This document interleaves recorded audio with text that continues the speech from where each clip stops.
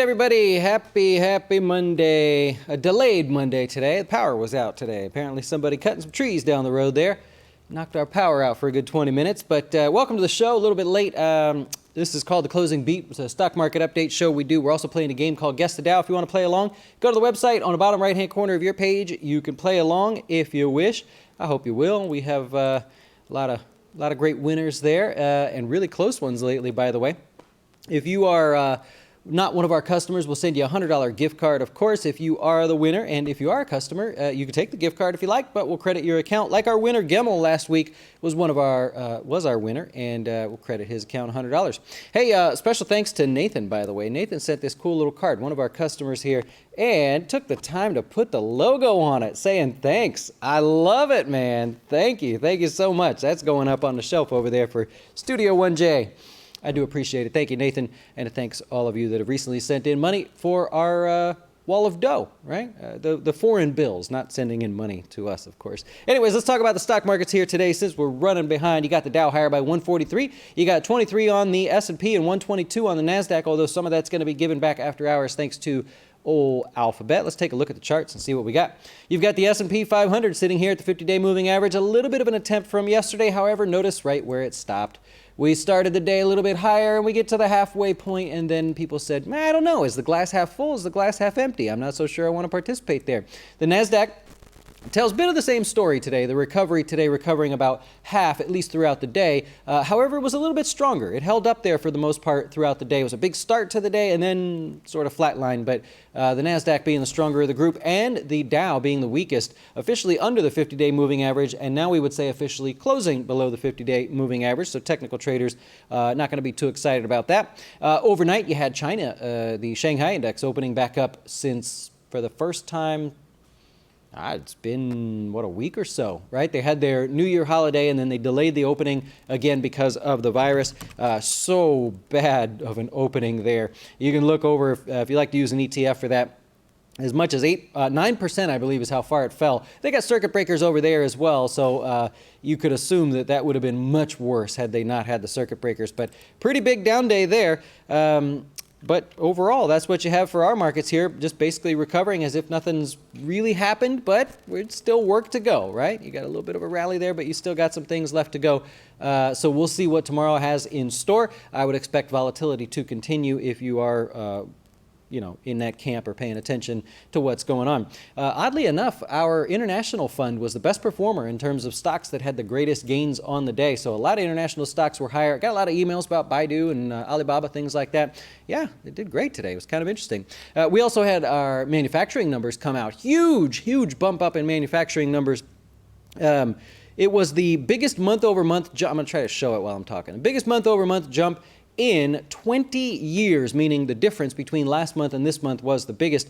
Huge jump there. We were previously in contraction mode. Remember, anything under 50 for the ISM manufacturing numbers is considered an economy that is contracting, not that's expanding. Well, today's jump puts us back up above 50, and a big support. If you look at the categories, it's kind of like an index. This would be the index, and then you can look inside of it and see all the different categories. New orders and new order exports were the strong supporting areas there now, assuming that some of the trade deal stuff is behind us. And so really good number overall there to get us back into an expanding economy, at least as far as that indicator is concerned there. After hours, you got Alphabet reporting earnings here. They're the last of the FANG stocks to report. I believe the stock is a little bit lower after reporting earnings there. Yeah, they are the last of the FANG stocks to report. The stock gained 3.5% on the day, but it is selling off after hours here, at least initially. They beat on earnings by a lot, by the way. They missed on revenue. Revenue came in lighter than expected, and because of that, they had to put out a whole bunch of new metrics that everybody's kind of asking for anyways, but they had to put out metrics on YouTube revenue, cloud revenue. YouTube ads revenue came in at $4.7 billion, by the way. That's impressive. We don't have anything to gauge it by as to how it was last quarter because they just started breaking out that as a metric that we could follow to give a little bit more transparency and insight as to how things are going. So that's Alphabet tomorrow, and that's also hurting the NASDAQ here in the short term, or at least after hours. We'll see what happens tomorrow. As far as the different sectors, for our sector breakdown, you got a lot of sector ETFs and a lot of the sectors of the market back towards the 200-day moving average. You got the retail, XRT. Back at the 200-day, little attempt at a rally today, added 1%. Regional banks also bouncing off the 200-day moving average. Basic materials doing the same, but more an aggressive way. 2% gain there. Really strong move off the 200-day for the basic materials. Emerging markets also off the 200 in that falling knife kind of a drop that you saw there. And transports, although a little bit weaker today. Boeing was one of the weaker ones. Apparently in the EU, they're asking for more clarity on, and possibly to change the wiring of the 737 MAX to stop from short circuits there. And so because of that, your transports were a little bit, or that was one of the reasons the transports weren't as strong as some of the other areas there. Consumer discretionary. There you go. Consumer discretionary up a little bit on the day, just bouncing off the trend line there. Nike was one of the best in there. JP Morgan had a call on this stock, which gained 3% on the day. JP Morgan had a call on it that they think you should buy this pullback. That was the gist of what they said there, that this pullback here is a buyable one. And so Nike, I don't think it got any price target upgrade, but it was a JP Morgan analyst there. You also, oh, that's not going to be it. You also had Viacom still showing some weakness, down another 3% there. Very extended in the short term, but not looking very good. Verizon also retreating after all the effort and everything they did with the 5G wireless cameras and the 5G wireless expansion for the Super Bowl and all the press that they got for that. The stock was still lower on the day. I believe there was a downgrade or two, if I'm not mistaken there. If you look towards oil, 3% lower on the day, continuing to break through this support. A lot of stop loss type selling today. You could just see it on, if you watch like a 5 or 15 minute chart. The pressure to the downside triggers those stop losses, at least people that did that. And then there was just no attempt at any buying in there. So pressure is still very weak to the downside. However, oil and a lot of the stuff in that space very weak. If we go over to the XOP, you're going to notice that made new 52-week lows today, and that's because of XOM. So XOM there, one of the biggest losers. Goldman Sachs downgraded the stock, put a $59 price target on it. They think it's essentially fair valued at this moment, but that waterfall drop got a little bit more today, 2.25% to the downside.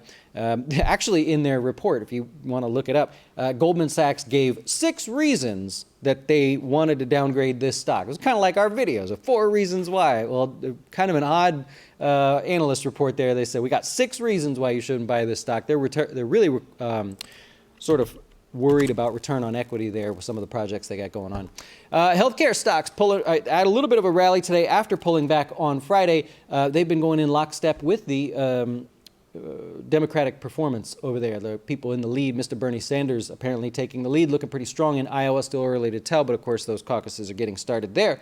And healthcare doesn't like that, right? The stock market doesn't like Bernie Sanders. Healthcare doesn't like Bernie Sanders, but he's looking pretty good as far as the Iowa caucuses go. So we'll see what happens. Utilities refuse to pull back there, just really strong. It is the strongest area, obviously in terms of relative strength as well. One of the stronger areas, just really, really strong. Let's talk about some individual stocks. Did you happen to see Tesla? As I learned to type, over $100 today. It closed up $129, now up well over 75% on the year. I marked that note down earlier in the day, so I'm sure if we were to look year to date, let's just see out of curiosity. Because it was earlier this morning, I think I saw that. I'm like, well, that's pretty impressive.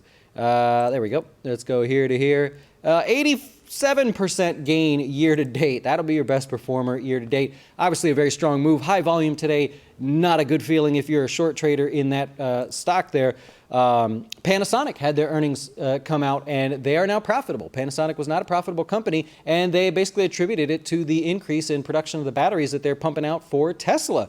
So obviously that's a good sign for Tesla and sort of a confirmation of their expansion going well there. Also, a company called Argus. I'm not familiar with them being able to move prices of stocks, but today they were the only upgrade, at least initially to start the day. They've got an $808 price target, and they almost hit it all in one day there. Is that the top in Tesla? I've got a joke running with a friend. He wanted to short Tesla, and I kept saying, short it now? And he's like, no, 2 more days. I'm like, short it now? No. So I sent him a text today. I'm like, are you shorting it now? And he's like, I don't want anything to do with it, man. It's just too hard. It's a tough one to jump into there. But Tesla, obviously, really strong. Congratulations if you're still holding the stock. That takes a lot to hold on to that. Cisco, not the tech company, but the food company, reported earnings. Stock sold off 6 6.5%, back down to the 200-day moving average, which is exactly where it stopped on the day. They missed on revenue, got some issues going forward there, but that is that. Your cruise lines were a little bit lower on the day also, Royal Caribbean and Carnival. Carnival officially says we did have a passenger test positive for the coronavirus there when they detained that ship. And Apple pulling back a little bit here today. They closed some of their stores in China, I believe. Pretty sure they closed them all until like the 9th or February 9th or 10th or something like that. Uber shares a little bit higher on the day, catching a little momentum there. 3.5% on the day. Wedbush says that now that they're streamlining their Uber Eats, which is not even close to profitable, that they see more growth potential in this stock here. So got a little bit of a bump there. Not too bad. AMD, a couple Barron's articles over the weekend. AMD still added 2% on the day. Barron's basically said, we think you got to ease back on your positions in AMD. Electronic Arts down 2.6% on the day. They were downgraded by BMO. I didn't catch a price target on that. I think it was in the 90s somewhere. So Electronic Arts a little bit lower. Verizon, we talked about that. They were downgraded already. That was Credit Suisse, by the way. And IBM continuing its run from the CEO. Moving on. Miss Romedy.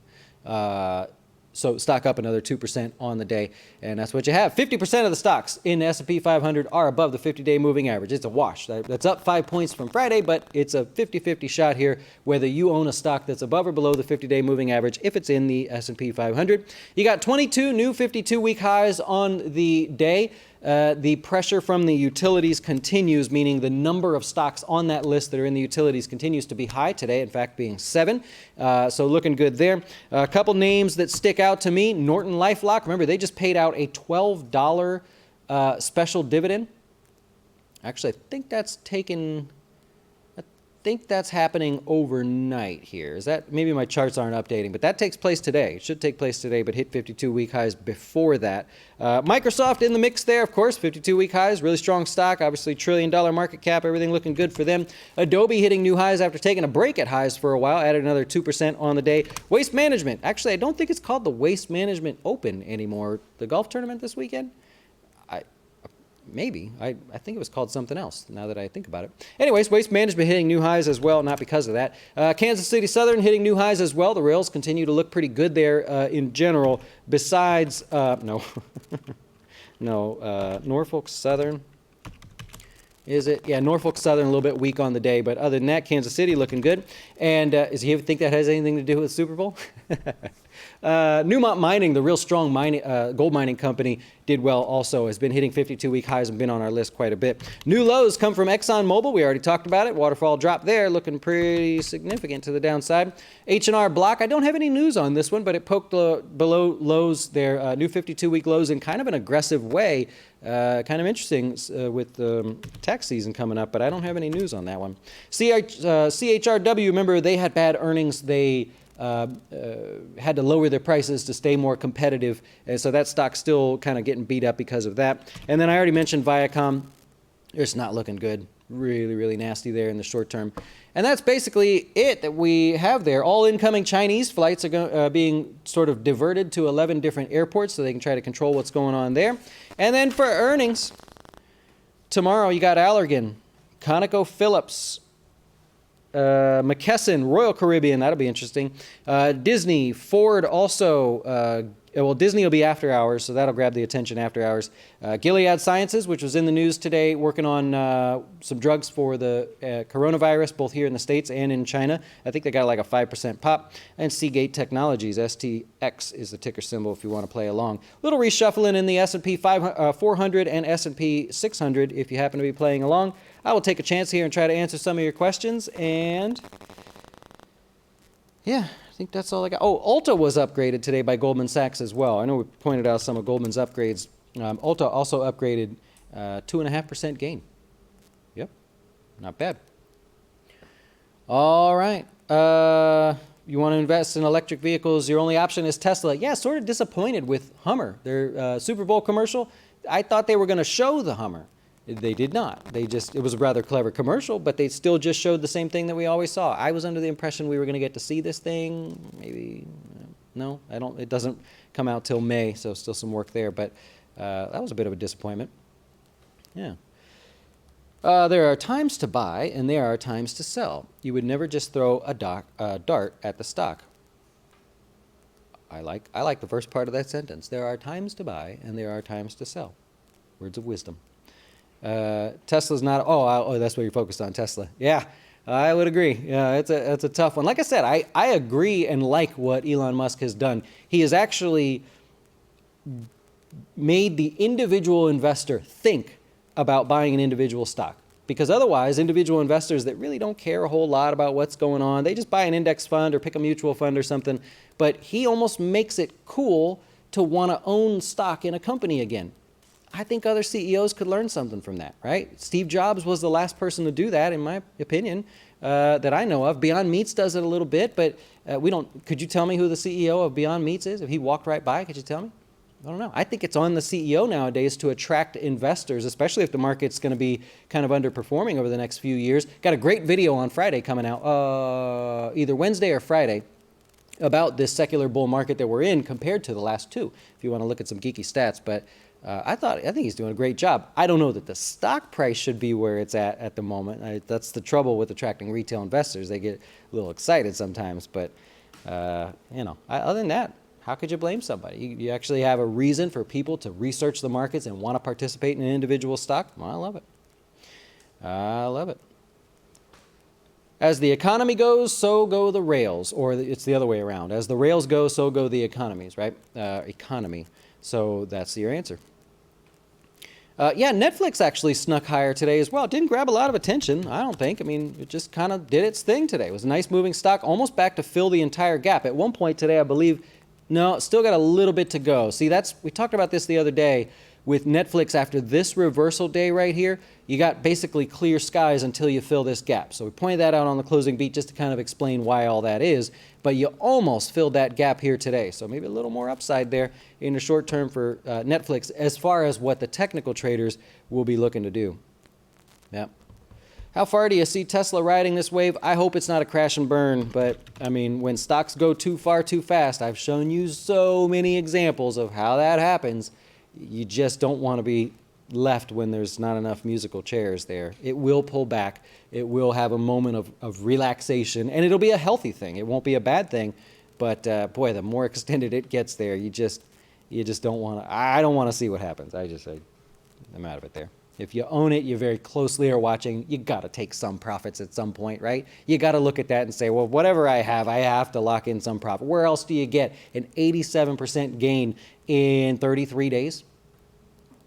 Come on, think about it. I saw somebody had a real stupid price target on this one.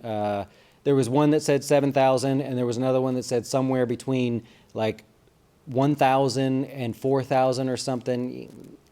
Also another way to kind of tell you reaching a temporary top. Yeah.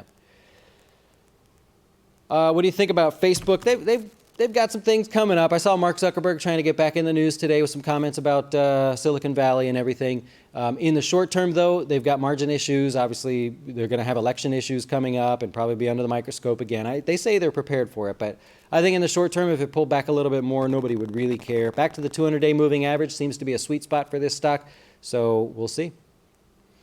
We will see. Can Jazz help you short Tesla? Nah, no recommendations there. I'm very careful about what I say. Isn't it worth holding for at least a year, tax purposes? Yeah, there was a time where I would have, I even did a video on this. There was a stock that I owned that had a really sizable short-term profit. And I remember the accountant very vividly, I used to say like, well, what should I do? You know, I mean, I don't want to pay the taxes. And he's like, you just made a huge profit, pay the taxes, right? Just get over it. I would never let taxes get in the way of a short-term or mid-term trade. Long-term investment, very much understandable. Those tend to be sizable dollar amounts you're contributing, but if you're just an active kind of trader out there, you got a few shares or whatever, don't worry about it. Don't worry about the taxes. Yeah, what about those oil stocks, man? Big sell-off there. I was looking through a whole host of them today. I'm like, man, if you're a contrarian, you got to love some of these pullbacks in these oil stocks. I don't know that there's a bottom to be called there, but anybody that likes a discount's got to be noticing what's going on over there. Yep. I hear you. I should probably stay away from comments about shorting Tesla. I just meant if those of you that are, or those companies that are short, it can't be it's obviously a very painful thing to be short. It's no different than buying a stock and it just keeps dropping against you. There's a little pain to be felt there. Yeah. What about Bitcoin? Lost 0.5% today. Overall, pretty quiet. You got a pretty steady uptrend there for those of you that like playing these Bitcoin. Careful, and by the way, the IRS is going to be looking at all those transactions. But you got just a nice steady uptrend there. I mean, a quiet day today. Nothing really to get excited about, but overall, nice. It doesn't matter if this is Bitcoin or Verizon or any particular stock. If you look at this, you go, oh, all right, we're doing all right here. Little overhead selling pressure from last time, but for the most part, got a steady uptrend there. Bitcoin looking good. I love it. Is Disney finally making a big? Well, they got earnings tomorrow, right? So careful on Disney. A big bounce today. You would expect that things are going well with Disney. Obviously, some new comments out of Disney Plus. If that momentum continues, and they have what, 7 $1 billion plus movies last year. So obviously they killed it there. If that's still bleeding into their earnings and everything, you'd expect to see good things. I don't know that their earnings are going to be good, but yeah, we'll see. Do you have Exxon in any of your funds? Of course, yeah. I think in 3 different funds. Very small positions, though. We're extremely diverse there. Let me see if I can just pull it up while we're here. No more than like 3.3% in any one fund for a name like ExxonMobil. And it's stuck. Beautiful. It's one of those days, guys. Tandra, there you are. Another big tech bubble. You think you're looking for that bubble there? I mean, I ran a little study over the weekend. I was going to make a video out of it to show how if you broke the S&P 500 down, the top 10% in terms of stock price and market cap, you could break them in either way you want, those were the stocks that are doing the best. If you took the bottom 10% of all the S&P 500 stocks, the bottom 10% by market cap and or price, those are by far the worst performers out there. And it was just I was trying to find a cool way to put it on a chart to show all the actions over here. If you're not in these, you're just left out in the dust. These so-called, value stocks in there, severely underperforming. That'll change, but for now, that's what it is. Yep. If you make money with option spreads, how are they taxed? Is income or not? Depends on what spread you're playing with. Futures options are treated differently than stock index futures or individual stock options. Can't speak today. So you might have a tax break on the futures options if that's what you're doing. I'm assuming you're not, but individual stock options count as income, of course. But with the benefit of being able to wash out any losses if you have them there. It should be automatically done for you with your brokerage firm, hopefully, because that could be a mess. All right, I think I covered it here for you today. Everything I wanted to do. Sorry there was a little delay there. I will try not to let that happen again tomorrow. You guys enjoy the rest of your day. Thanks for stopping by, and we'll see you again tomorrow. Enjoy. Oh, by the way, today's video was a good 401k review that we did for one of our customers, just to go through and really geek out to show you how we took an aggressive portfolio, reduced it to sort of a moderate to moderate conservative portfolio, but it didn't change the returns at all. We reduced the volatility, reduced the cost and everything like that. So really cool, kind of a breakdown. I don't know if you guys like that stuff, but I like it. I can talk about it all day. Enjoy. We'll see you tomorrow. Hey, wait! Before you go watch one of our other great videos, have you had a chance to see our new FinTips videos? They focus on one topic at a time, covering investing, personal finance, and anything that can quickly help you with your dough.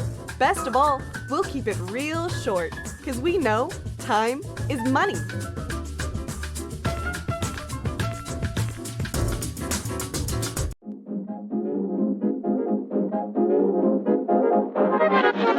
Why should you choose JazzWealth as your retirement or long-term investing service? Our portfolios are managed by us, not some faceless mutual fund manager. Our private classes will teach you everything about investing and getting your dough straight. Best of all, our fiduciary standard means your best interest comes before ours.